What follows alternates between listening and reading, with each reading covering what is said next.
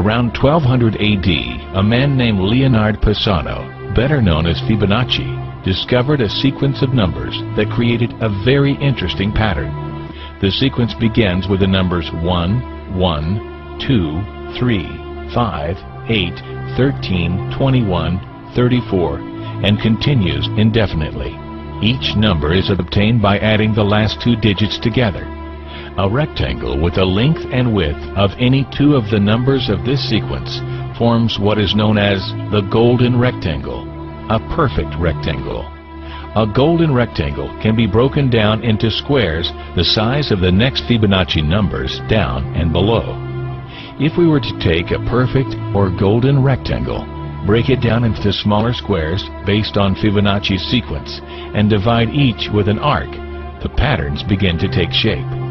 We begin to see Fibonacci's spiral. The spiral in and of itself is insignificant. Its importance is revealed in where we find it. Take, for example, the sunflower.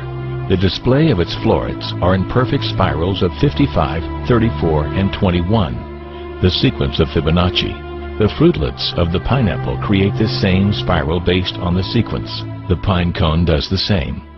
As currents move through the ocean and the tide rolls onto the shore, the waves that bring in the tide curve into a spiral that can be mathematically diagrammed onto a plot at the points 1, 1, 2, 3, 5, 8, 13, 21, 34, and 55.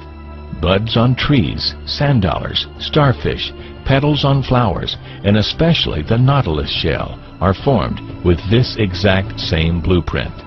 With each segment of growth, the nautilus adds to itself one more value on Fibonacci's scale.